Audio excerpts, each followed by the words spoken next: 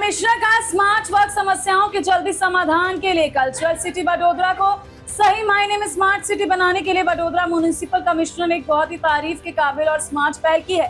Municipality के engineering department के सभी अधिकारियों और कर्मचारियों को वॉकी टॉकी से लैस किया गया है ताकि शहर की नागरिक सुविधाओं से जुड़ी समस्याओं का पलक झपकते ही समाधान हो सके। सभी डिपार्टमेंट के इंजीनियर बिना किसी फोन कॉल या लिखे हुए ऑर्डर का इंतजार किए एक साथ नेटवर्क से जुड़े रहते हैं। मानसून या किसी दूसरी इमरजेंसी की हालत में मौके से ही सीधे स्थिति का अपडेट मिलता है। इसके साथ ही एडमिनिस्ट्रेटिव देरी कम होती है और जनता की समस्याओं का बहुत जल्दी समाधान होता है। टेक्नोलॉजी का सही इस्तेमाल ही जनता की सुविधा को बढ़ाता है। वॉकी टॉकी के जरिए सभी अधिकारियों तक एक साथ पहुंचा जा सकता है और कमांड मैकेनिज्म मजबूत होता है। रिपोर्टर राहुल राजपूत। કોર્પોરેટર છો જો તમારા થકી જેટલું કામ થાય છે તો તમે કરો જ છો, પરંતુ કદાચ પહેલાં મ્યુનિસિપલ કમિશનર હશે કે જે બાજવા ગરનાળાની મુલાકાત લીધી છે, આશ્વાસન આપ્યું છે કે આવતા ચોમાસામાં નહીં ભરાય, શું કહેશો? બાજવા ઘરનાળું મારા દાદાઓના જ્યારથી રેલવે બની છે, જ્યારથી નાળું છે ત્યારથી પાણી ભરાઈ જાય છે। જ્યારથી અમે કોર્પોરેટર બન્યા છે ત્યારથી એના સોલ્યુશન માટે શું કરવું જોઈએ એના માટે મહેનત કરીએ છીએ। અત્યારે તમે 45 HP પંપ પાણી ખાલી કરવા માટે મૂક્યા છે।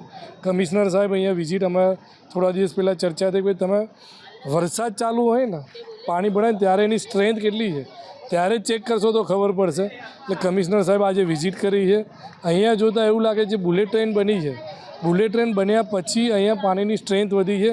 પહેલાં આટલા પ્રમાણમાં પાણી આવતું નહોતું। પહેલાં ખેતરોમાંથી પાણી નીકળી જતા, બુલેટ ટ્રેનને રોડ બનાવ્યા છે, એના લીધે નાળાની અંદર પાણીની સ્ટ્રેન્થ વધી ગઈ છે। ખાલી કરવા માટે સમય લાગે છે। એની સાથે સાથે જે રેલવેનો ઓવરબ્રિજ બનાવવાનો છે એની આઈ થિંક ડિઝાઇન પણ ફાઇનલ સ્ટેજ પર છે। રેલવે અને કોર્પોરેશન એકબીજા સાથે કોઓર્ડિનેશન કરીને આશા રાખીએ છીએ કે આવતા ચોમાસા પહેલાં અમારા પ્રયત્નો એવા છે કે ઓવરબ્રિજનું કામ પણ શરૂઆત થઈ જાય, જેથી છાણી, બાજવા, કરોડિયા, કરચિયા જે અહીંયાથી જાય છે વિસ્તારના લોકોને તકલીફ ના પડે। રેડ એલર્ટ પર છે, ક્યાંક ને ક્યાંક વરસાદ પડવાની ભીતિ પણ છે, પરંતુ કંઈક નવું કોર્પોરેશન કરી રહ્યું છે કે વડોદરા શહેરનો ચિતાર વોકી ટોકીથી મેળવી રહ્યા છો, શું કહેશો? આ વોકી ટોકી સેટ્સ અમે રિસન્ટલી ઇન્ટ્રોડ્યુસ કર્યા હતા, ખાસ કરીને સફાઈના ટીમ્સને એલર્ટ કામગીરી કરવા માટે। એટલે વહેલા સવારે 7 વાગે અમે રિપોર્ટિંગ લેવાનું શરૂ કરી દઈએ છીએ। વાયરલેસ સેટ્સ પહેલાં ફાયર ટીમ વાપરતી હતી એમરજન્સી ડિઝાસ્ટરમાં, પણ અત્યારે આપણે રૂટીનમાં આ સિસ્ટમ લાવીએ છીએ। એટલે સવારે 7 વાગે કમિશનરની અને કંટ્રોલ અને ડેપ્ટી કમિશનર સોલિડ વેસ્ટના ટીમ્સ રિવ્યૂમાં આવી જાય છે। એટલે એક જ મેસેજમાં તમામ એસઆઈ રિપોર્ટિંગમાં આવી જાય છે। એટલે પહેલાં અમે એકવાર ફોન કરવું કરતું હતું અને અલગ અલગ લોકોની લોકેશન મેળવવું પડે, તો આ બધું અત્યારે ક્લિયર થઈ ગયું છે। એટલે સવારે એક મેસેજથી તમામ એસઆઈ ફિલ્ડમાં હોય છે, એમની લોકેશન્સ આવી જાય છે। એટલે એસઆઈ ઓટોમેટિક આવે તો સુપરવાઇઝર નીચે અને સફાઈ મિત્રો બધા ફિલ્ડમાં આવી જાય છે।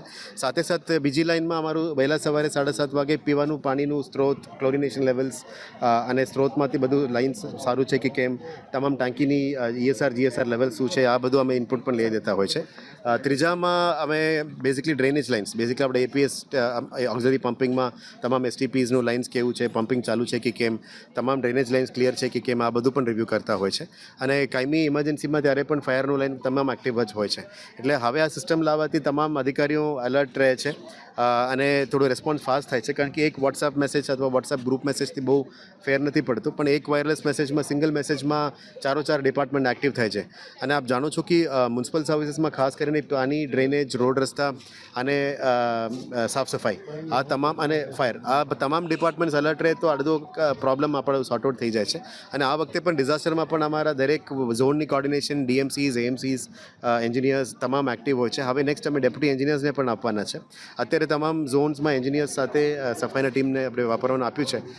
ઓવરઓલ ઇનપુટ સારું છે અને ઓવરઓલ રિવ્યૂ પણ ફાસ્ટ થઈ રહ્યા છે અને એક સિસ્ટમેટાઇઝ કંટ્રોલ સિસ્ટમથી અમે ચલાવી શકાય। અત્યારે આવનારા દિવસોમાં સર્વિસીસ એક્સટેન્ડ કરવા માટે અમે પ્લાનિંગ કરી રહ્યા છીએ। Okay sir.